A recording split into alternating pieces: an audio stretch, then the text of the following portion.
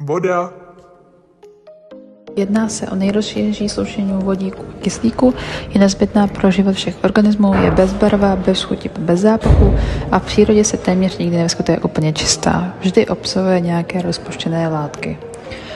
Chemický vzorec je H2O, takže molekula je tvořená z jednoho atomu kyslíku a ze 2 atomů vodíku. Vazebný úhel mezi vodíky je 104,5 stupně, což z ní dělá lomenou molekulu. Kyslík má vyšší negativitu než vodík a proto molekula je polární a tvoří se dipol. Parciální kladný se nachází na vodících a parciální záporný na kyslíku. Díky tomu dokáže vytvářet i vodíkové moustiky a je výborným rozpouštědlem pro jodové látky a polární molekuly. Tvoří asi 50 až 60 lidské hmotnosti, nachází se intracelulárně i extracelulárně a tvoří základní prostředí, ve kterém probíhají všechny buněčné reakce.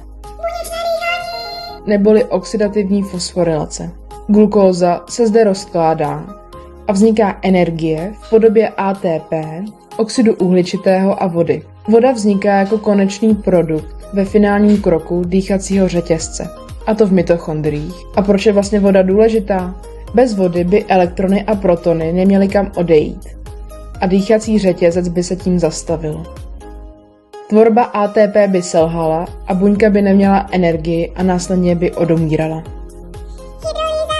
Má také jako štěpící reakce, kdy právě voda se používá k rozštěpení makromolekul na menší jednotky, což se využívá při štěpení sacharidů, tuků a lipidů, aby se z nich získala energie a stavební bloky pro další reakce. Podílí se na metabolismu živin a energickém zásobání buněk. Neboli regulace vody v buňce. Co to vlastně je? Jedná se o pohyb vody přes polopropustnou membránu z oblasti s nízkou koncentrací rozpuštěných látek do oblasti s vyšší koncentrací. A proč je důležitá? Udržuje správný objem buňky a osmotickou rovnováhu a také zajišťuje optimální koncentraci iontů a metabolitů. A co byste dělali beze mě?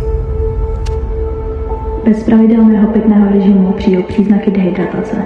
Žlutá a silně zapáchající moč, suchá pokožka, bolest hlavy, žízeň, zrychlený tep a sucho v ústech. A po cca 3 dnech beze mě. Smrt.